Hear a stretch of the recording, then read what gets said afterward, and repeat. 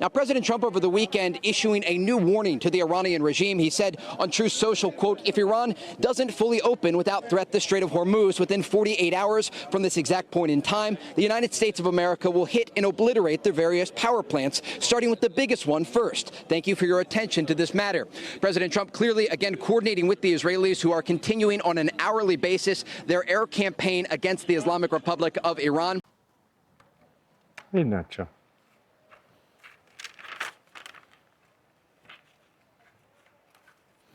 And yes, folks, we have quite literally reached a point in history where the President of the United States is announcing his war policies and foreign policies and communicating with his enemies via social media. It's just crazy. But I thought I would come on and do another report so quickly. I only did one a couple of days ago. But I thought I'd come on and do another one now because there's just so much happening. Everything's moving so quickly. On the last report, I was talking about what the Iranian defense system is like, which is a really remarkable defense system. And you've got to understand that these missile silos that are launching from the desert in Iran located 500 meters underground. I mean, even were nuclear weapons real, or even you drop a Moab on the area, it doesn't matter. These things are 500 meters below ground, and they have literally missile cities that they've built down there. They've got thousands of these things. They can keep this going for 10 years if they need to. But what I was talking about on the last report that was so important was the bombing of the South Pars gas field. This is incredibly significant, folks. This is literally an act of desperation on behalf of Israel and on behalf of the entire Epstein class to do something like this. And like I said, the reason they did it, because they want to elicit a response from Iran. They want Iran to blow up all of the gas fields and all the oil fields in the Persian Gulf as a response. Iran has simply been attacking bases, mainly bases, a little bit of oil production, but mainly US and Israeli bases.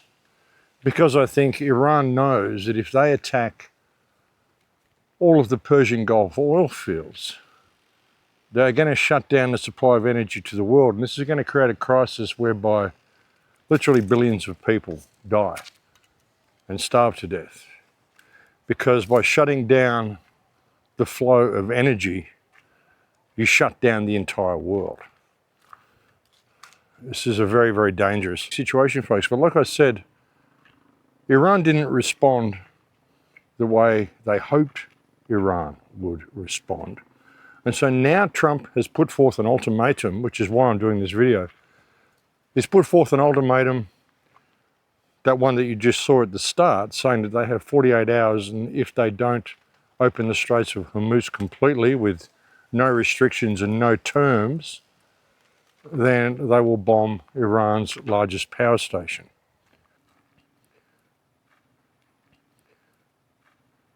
Of course, this is being done because they want Iran to respond by bombing all of the Persian Gulf oil stations. The ultimatum was posted on Truth Social on Saturday evening. If Iran does not fully open, without threat, the Strait of Hormuz within 48 hours, the United States of America will hit and obliterate their various power plants, starting with the biggest one first. Those were Trump's words. Capital letters, exclamation marks, a deadline measured in hours, not diplomacy. The statement arrived one day after the president said he was thinking about winding down the military operation. One day after he said other countries should be responsible for policing the strait. And now, a 48-hour countdown to a new category of strike that has not yet been carried out in this war. Power plants, not military bases, not missile factories, not air defenses. The infrastructure that keeps the lights on for 88 million Iranians. Tehran's response was not a denial. It was a mirror. Iran's semi-official Mehr News published a map of power plants across the Gulf and warned, "Say goodbye to electricity." The message said that in the event of even the smallest attack on Iran's electrical infrastructure, the entire region will be plunged into darkness. It noted that 70 to 80% of major power plants in the Gulf are along the Persian Gulf coast, all within Iran's declared deterrence range. The threat was not vague. It was geographic. It named the coastline. It quantified the vulnerability, and it told every country on the Gulf that their electricity depends on Iran choosing not to aim at it. Parliament Speaker Mohammed Baker Kalibaf posted on X that immediately after power plants and infrastructure in Iran are targeted, vital infrastructure as well as energy and oil infrastructure across the entire region will be considered legitimate targets and will be irreversibly destroyed. The word irreversibly carries the weight of the threat. Not damaged, not disrupted. Irreversibly destroyed. Kalibaf added that such retaliation would increase the price of oil for a long time. That is not a military claim, it is an economic one. And it is directed not at Washington, but at every oil-importing country in the world. The message: if Trump hits our power plants, your energy prices do not recover. The IRGC issued its own statement. It said that if Trump executes his threats against Iranian energy facilities, the Strait of Hormuz will be completely shut. Not partially disrupted, as it has been since the war began, but completely closed. The IRGC added that companies with U.S. shares will be completely destroyed if Iranian energy infrastructure is targeted, and that energy facilities in countries hosting U.S. bases will become lawful targets. That threat pushes beyond bases and into civilian infrastructure across Gulf states hosting U.S. forces or linked to U.S. investment, according to Iranian statements. The exact facility list is still Tehran's implied target set, not an independently confirmed one. But the framing is clear. The moment a single Iranian power plant is hit, the IRGC says the rules change for every energy asset in the region. Iran's Khatam al-Anbiya military command headquarters said that if the U.S. attacks Iranian fuel and energy infrastructure, then Iran would target all U.S. energy, information technology, and desalination infrastructure in the region. Desalination. That word matters more than any missile designation in this war. Gulf states depend on desalinated water for drinking, agriculture, and industrial use. Saudi Arabia, the UAE, Kuwait, Bahrain, and Qatar all rely on desalination plants that sit on the same coastline Iran has now placed inside its targeting framework. Striking a desalination plant is not a military act. It is a threat to water supply. And a country without water faces a crisis that no air defense system can intercept. Iran's representative to the UN's International Maritime Organization, Ali Musavi, said the Strait of Hormuz remained open, except for Iran's enemies. That distinction is the core of the dispute. Iran says the strait is open. Trump says it is not. The reality is that commercial shipping has been severely disrupted. Oil tankers have rerouted. Insurance premiums have spiked. Traffic through the strait has slowed to a fraction of pre-war volume. Iran's position is that the waterway is available to anyone who is not at war with it. Trump's position is that any restriction on any vessel constitutes a blockade. The 48-hour ultimatum does not resolve the definitional gap, it simply adds a deadline to it. The timing of the ultimatum is the most revealing detail. On Friday, Trump said he was thinking about winding down the operation. He said the military campaign had achieved its objectives. He said Iran was severely degraded. On Saturday night, he posted a 48-hour countdown to obliterate Iranian power plants. Winding down and obliterating power plants are not stages on the same escalation ladder. They are opposite directions. The contradiction suggests one of two things. Either the winding down language was premature, or the power plant threat is leverage designed to force a concession on Hormuz without actually being carried out. The problem is that Tehran has to treat the threat as real, regardless of which interpretation is correct. They want to shut down the world energy supply. They've just run a little test case in Cuba to show what happens when you cut down the flow of energy. Cuba's gone completely dark. The entire island of Cuba is now without electricity. They've got no fuel, they've got no electricity. They've got no vehicles working, they've got no petrol stations working, they've got no energy at all, except basically rubbing two sticks together and push bikes. That's about it. They've got no energy, no fuel to run anything. Cuba's electrical grid has suffered a complete and total collapse. This is according to the country's power operator. It's the first nationwide blackout since the U.S. effectively shut off the flow of oil to Cuba. And straight after that happened, straight after the power went out, I believe there was an earthquake in Cuba as well. So they're hitting them from all directions. That's a little test case to show what happens when they take energy away from the world.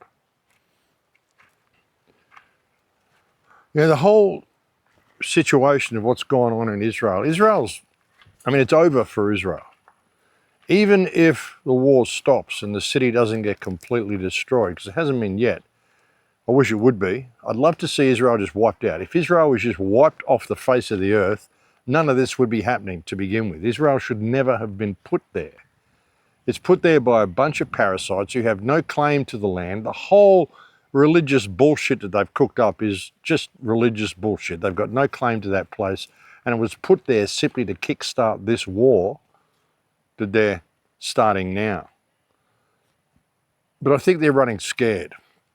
The whole pedivore class, Trump, Netanyahu, all of these Western governments who kill, torture, rape, eat children. This is what they do. They've been found out. And this is kind of a kill switch that they've got.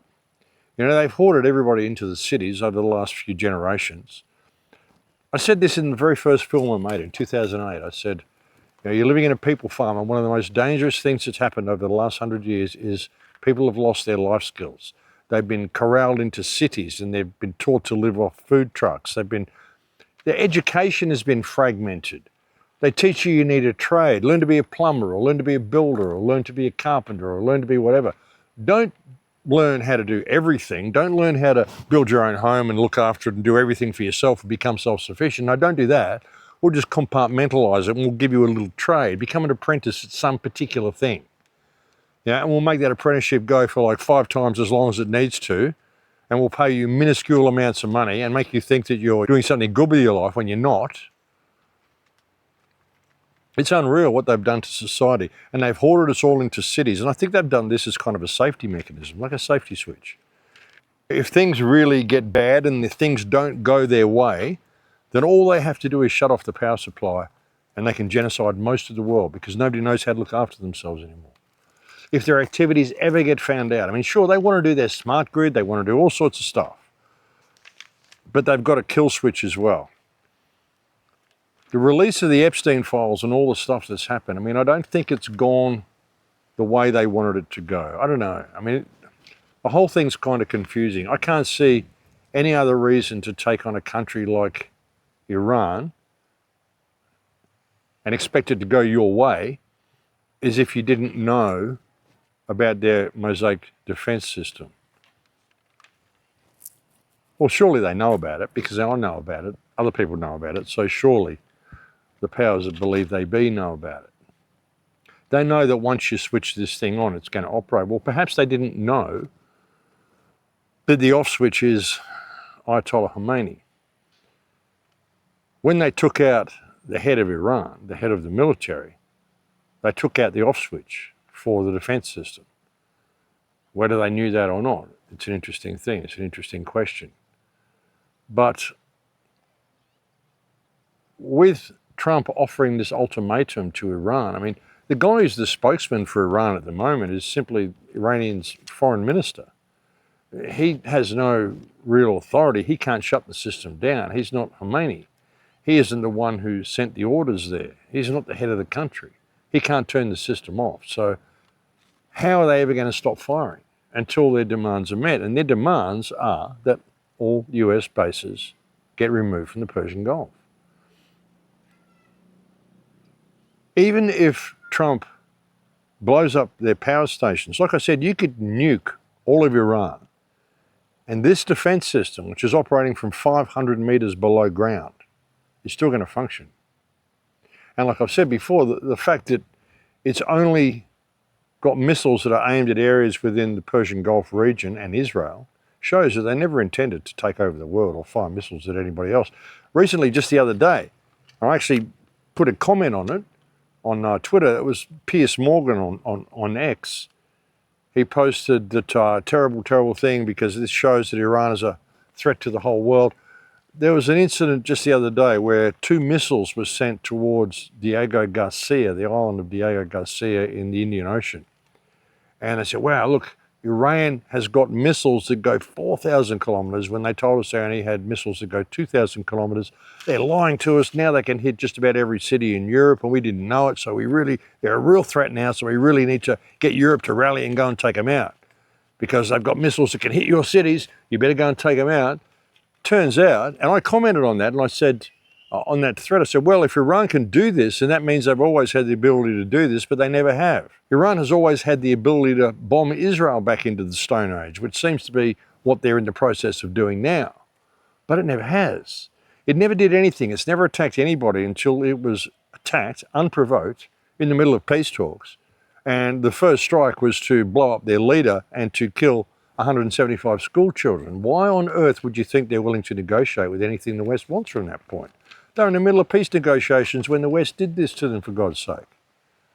What else should we expect in today's world when the United States is openly supporting a Holocaust in Gaza?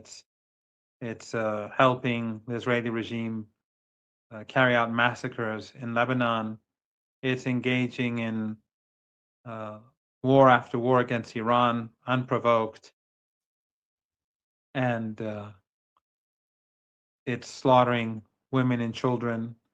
It targets schools, murders hundreds of little kids at an elementary school, which was not a mistake. That was the first wave of attacks. Those first targets are always well planned. Maybe, after 2-3 weeks, an officer would be under pressure to find new targets and he'd make a mistake. But this was no mistake. This was to hit where it hurts. And why should it be a mistake? They've been bombing hospitals. They've been bombing other schools. They've been bombing ambulances on highways. They've been bombing gymnasiums where young women play volleyball, and they massacred them too. They bombed stadiums. They bombed squares in Tehran. Today, it was the new year in Iran. And as people were on the street celebrating, they bombed them. They bombed demonstrations against the war and in support of the armed forces and the leader on Friday, where I was present, and they murdered a woman.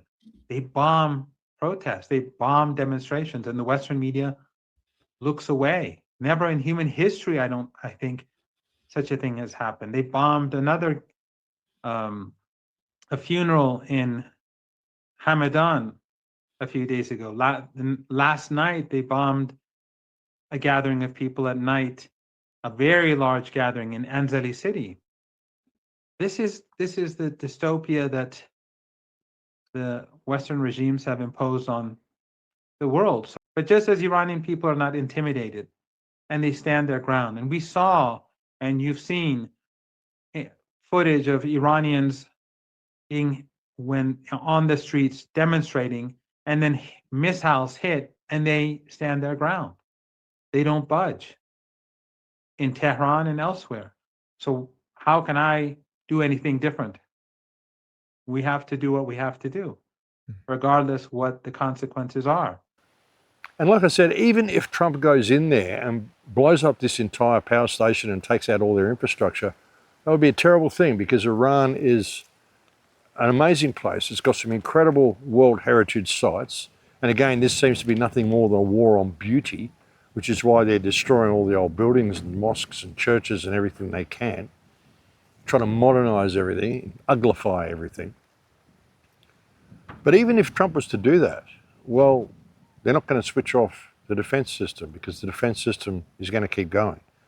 All the bunkers are 500 meters underground. They've got 10 years worth of missiles, and they will just keep going for as long as it takes.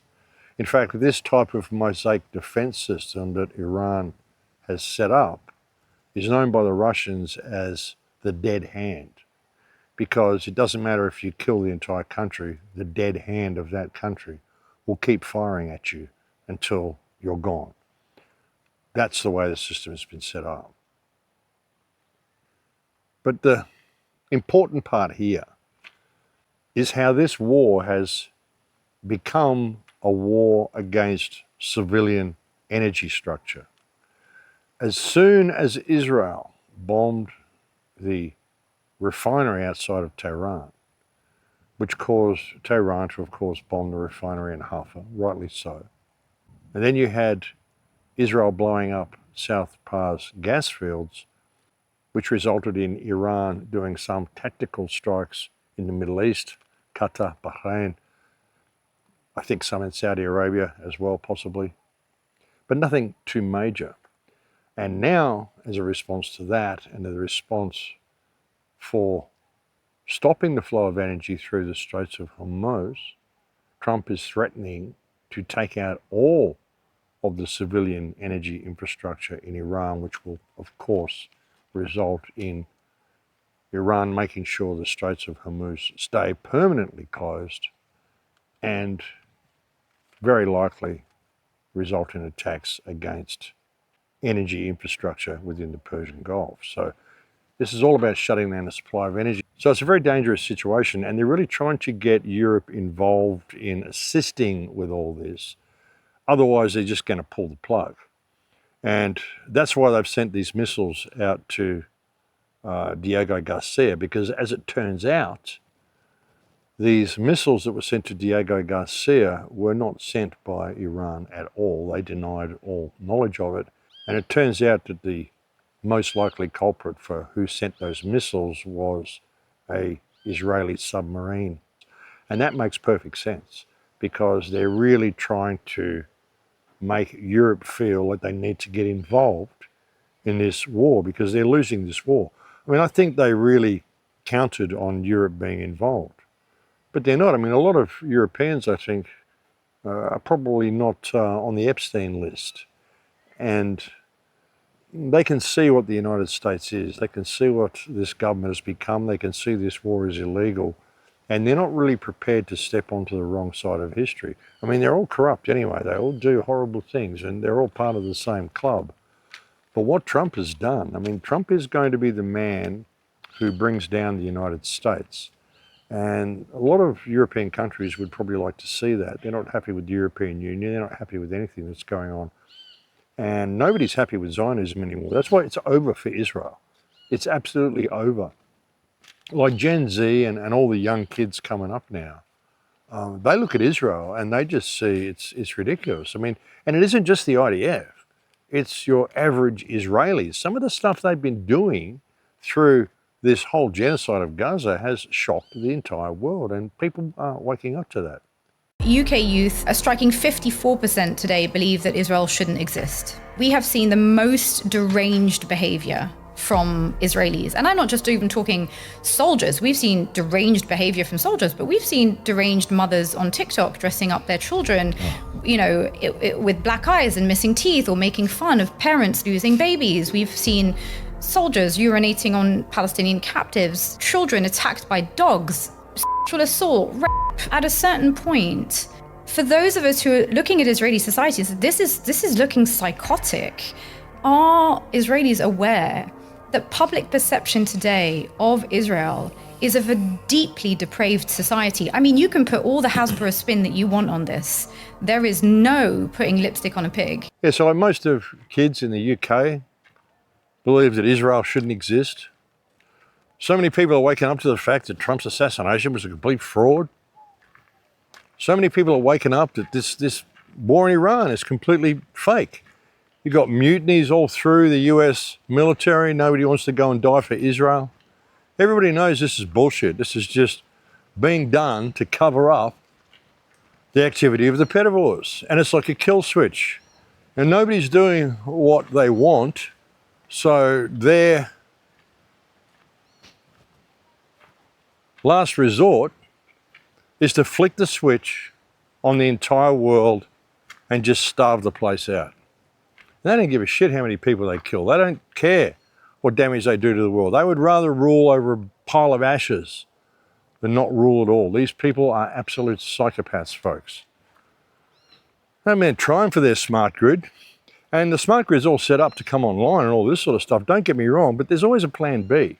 I mean, sure, they've got their whole smart system that they want to set up and they want to lead everybody into the mainframe and all this sort of shit. And they exposed a lot of the Epstein activity for a reason. They wanted people to see just how corrupt the system was, and they counted on them doing nothing, and most of them have done nothing. But there's a whole bunch of us that are not letting it lie.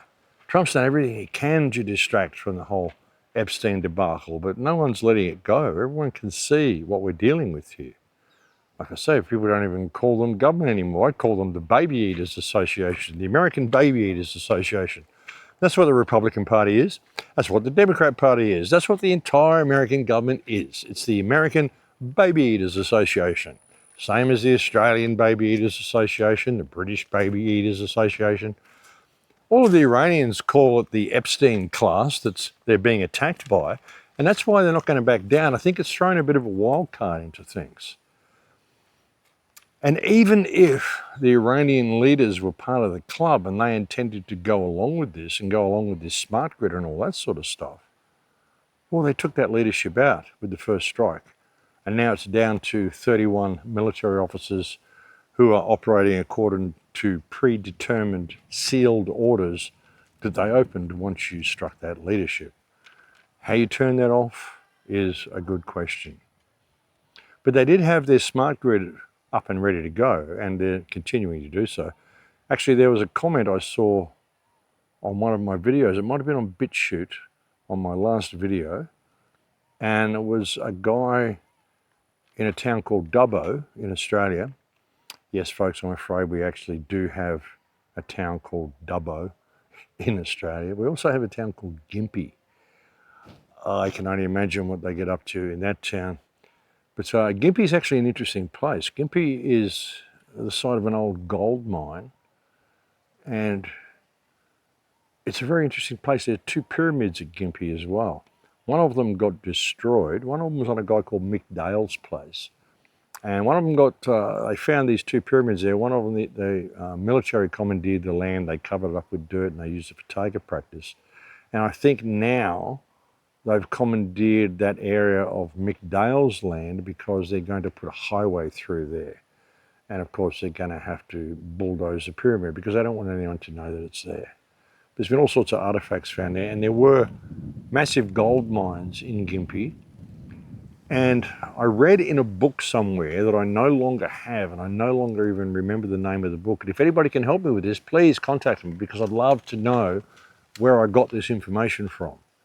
Unfortunately, when I got divorced, my wife stole my entire library and has all my books.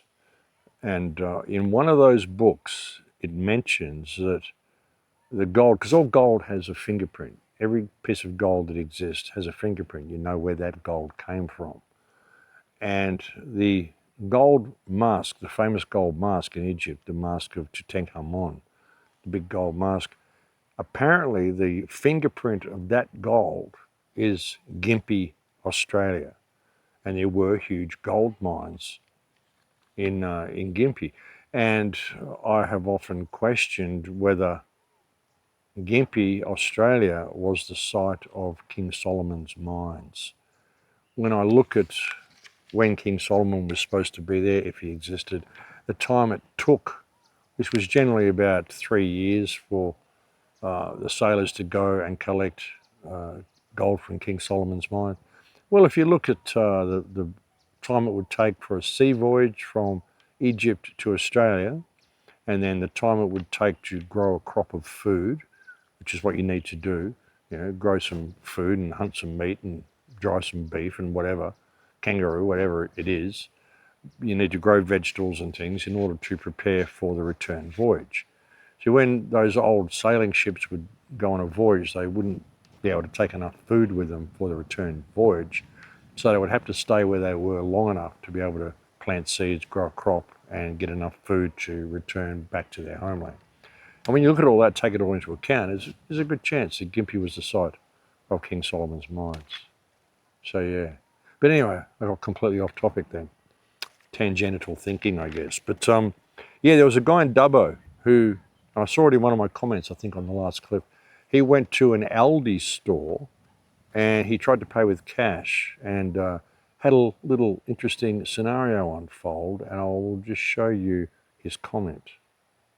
Whilst in an Aldi store at Dubbo some weeks back and ready to pay cash at the checkout, I was informed I did not have approval to purchase anything.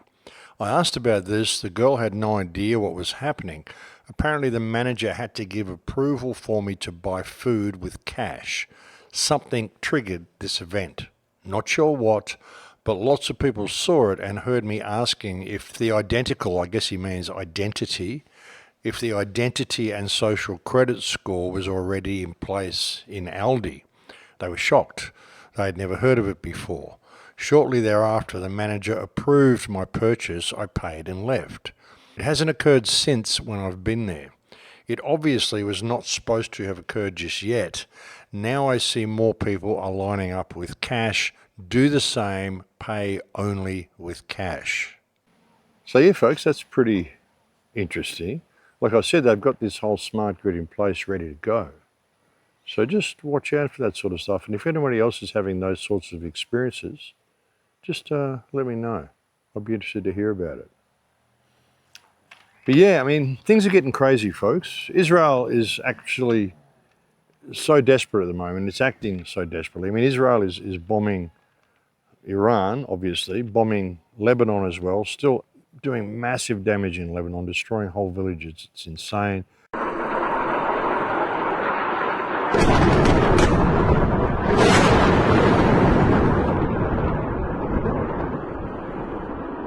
You've got settlers rampaging across West Bank, burning homes and just beating Palestinians and chasing them out of their homes. They're still bombing Gaza, firebombing Gaza, terrorizing Gaza, shooting randomly at tent cities in Gaza. It hasn't stopped. Israel is trying to create as much death and destruction at the moment as it possibly can, and it's simply not slowing down. And it's like it's in its death throes. It knows that it is the most hated state on earth, and there's nothing they can do about it. But also it's because of when we are and what's happening as well. Like this period, and I would like to put out a call to Zoe, thank you for sending me this graphic. This period on March 19th, March 20th is a big blood ritual period, but there's a whole blood sacrifice, a season of sacrifice, of blood ritual that goes from the beginning of March until the end of April.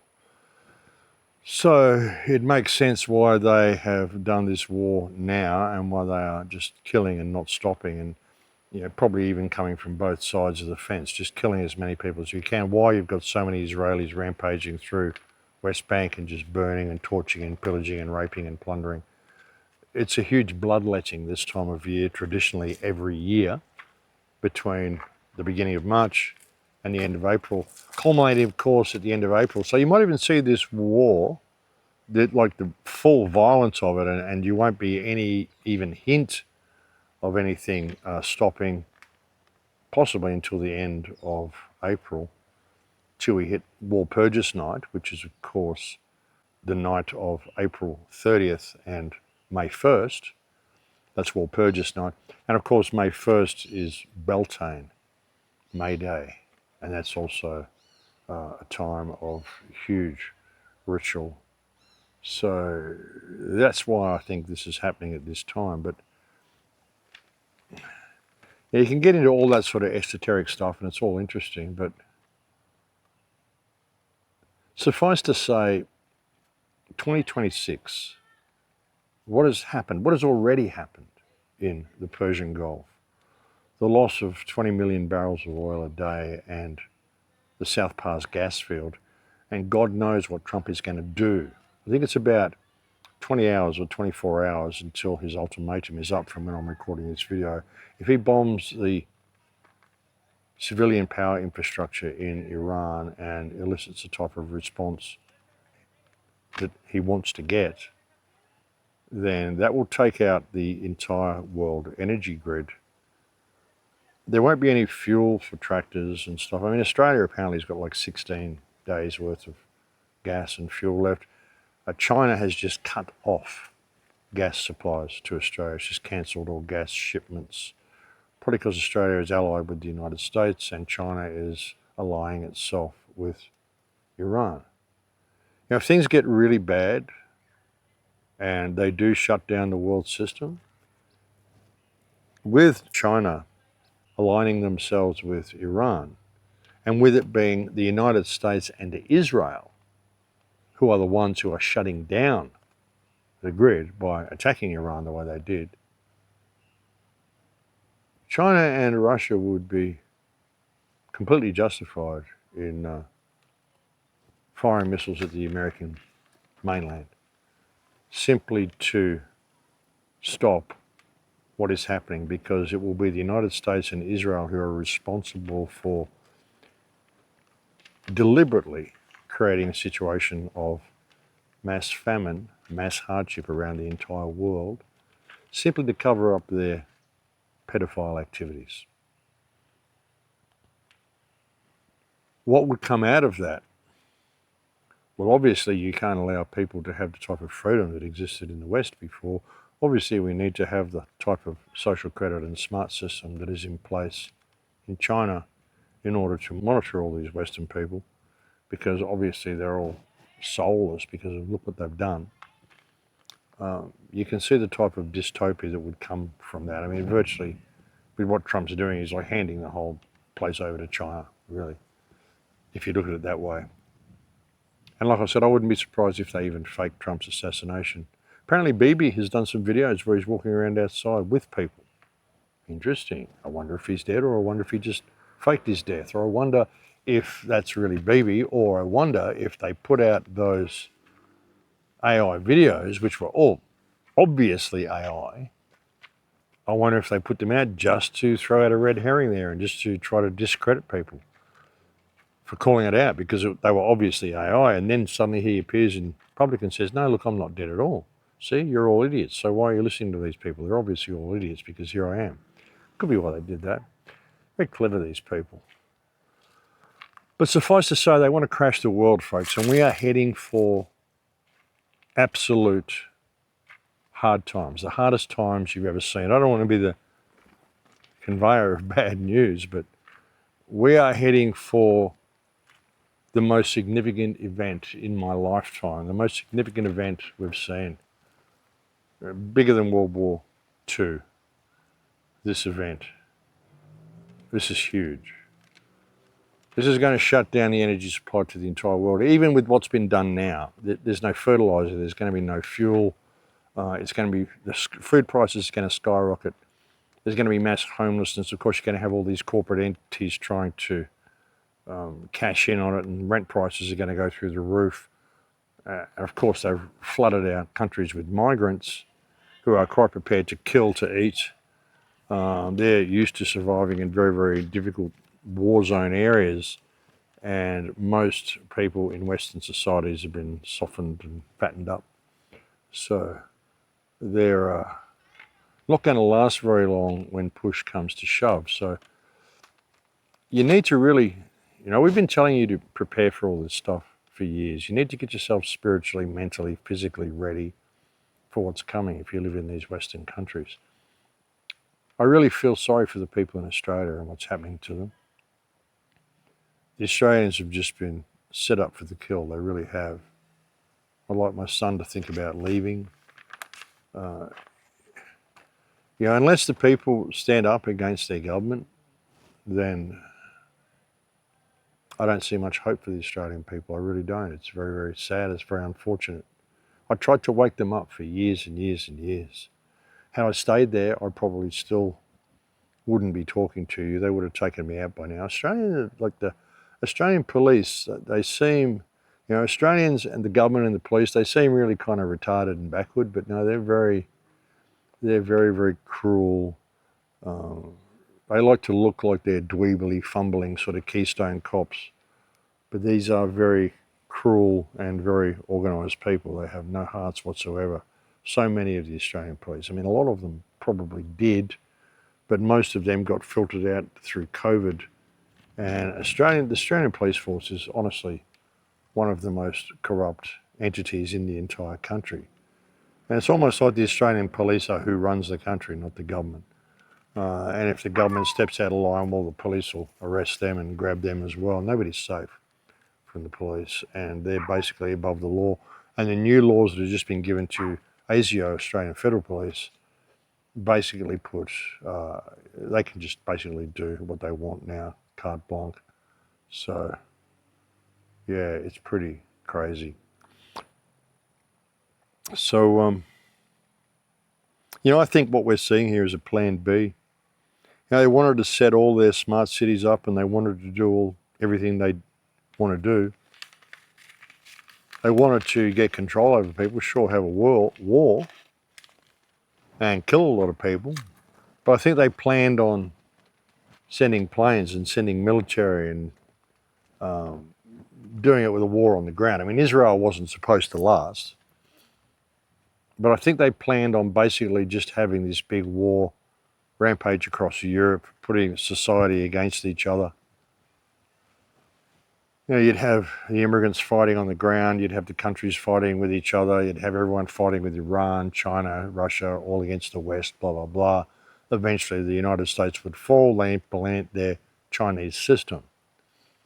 But maybe this is being done a little differently now, because maybe, and I'm just speculating with all this, folks, I mean, nobody can really know, but maybe they didn't quite count on the response that the Iranians had actually set up. The fact that they've got these missile cities located 500 metres below ground that simply will not stop firing. And if you want them to stop, well, you've got 31 different leaders to negotiate with, all who will only listen to an order from Central Command, which no longer exists.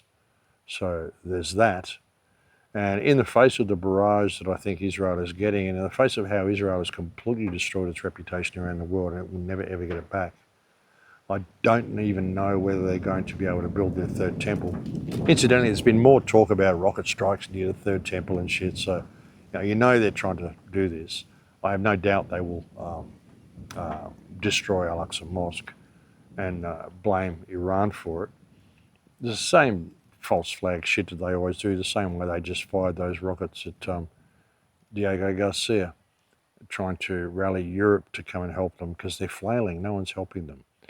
And so they're going to have to blow up the mosque and try to get help from the Arab world, but they will probably see through that as well. And most of the Arab world are all crypto Jews anyway.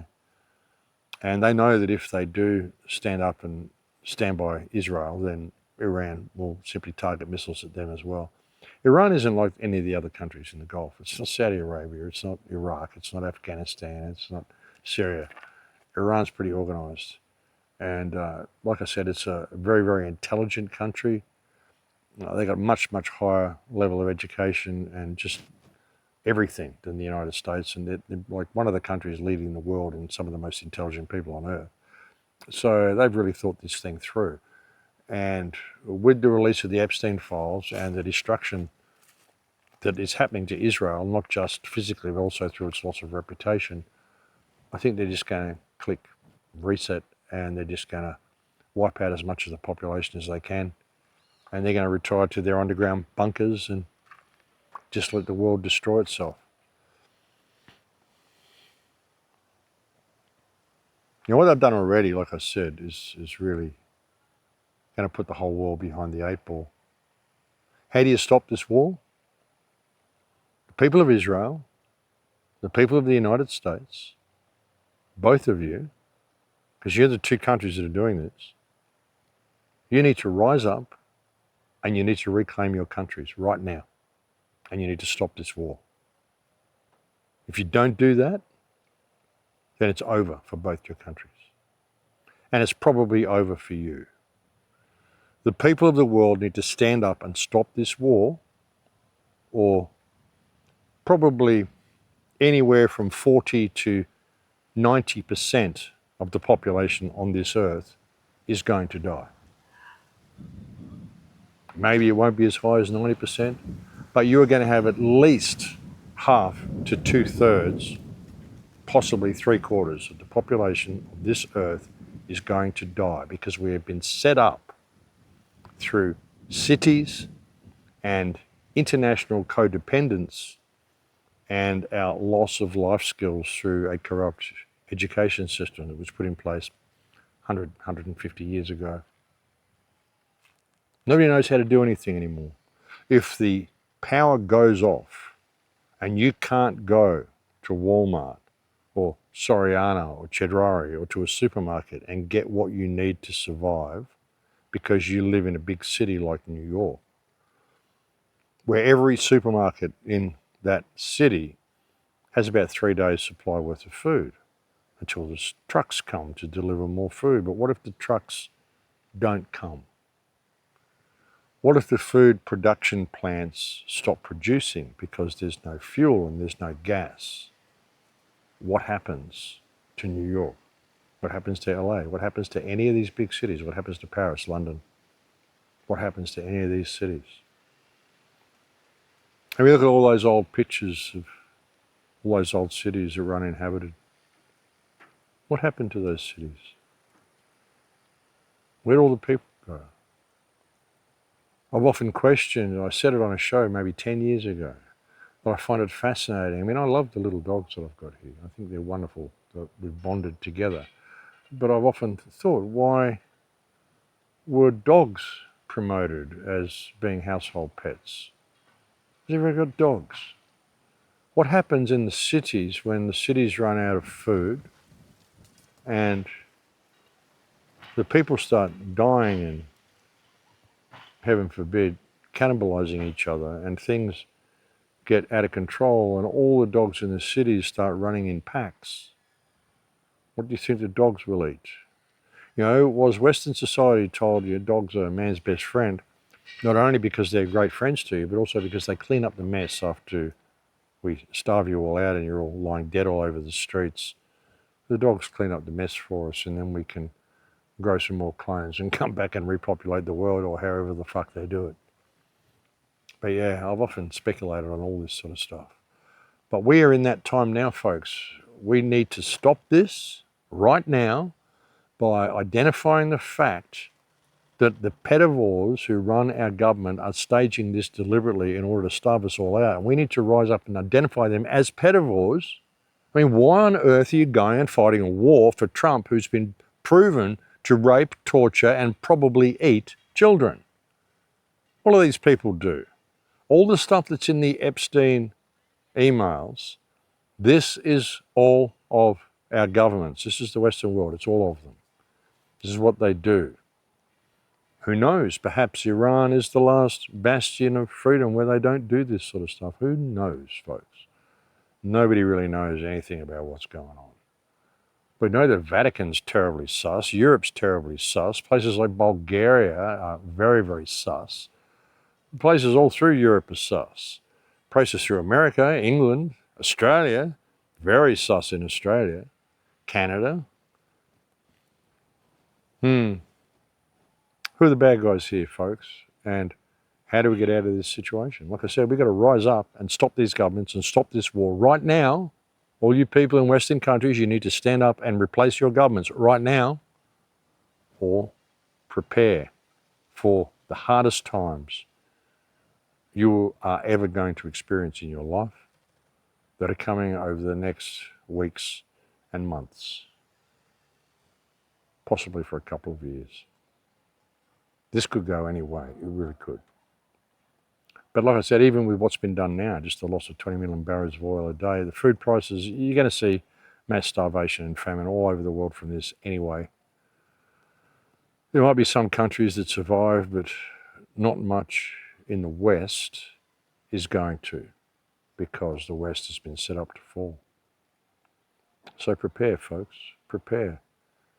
You know, if people don't rise up and replace their governments and realise that we're dealing with a criminal class of cannibalistic pedophiles, that's who's ruling you. And if we don't put a stop to that now, then you're just going to have to find a way of riding the wave through to the other side of this, folks. That's where I keep saying you've got to be healthy in mind, body, and spirit. No stake in the outcome to get through this.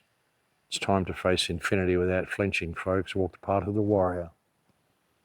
the knack of being able to face with serenity odds and circumstances that were not included in your calculations, and simply being able to step onto that path and go with that new reality, whatever it is, because there's an infinite amount of possibilities as to where that path could lead. And you have to be ready for all of them, which is why you can't have a stake in the outcome. But anyway, folks, I'm going to leave it there for now. I just really wanted to come and share all that with you. You know, I've spent so many years trying to empower people, and I always thought, you know, if we could just believe in ourselves and see the truth of ourselves and realize that these people who are dictating all these rules to you are not good people. You don't have to actually do what you're told, because they have no integrity. They've all abused their privilege to govern. All they've done is create hardship in the world, and the only reason they're able to continue to do that is because we don't believe in ourselves. I mean, I've spent nearly 20 years trying to bring this message to people, but hey, here we are.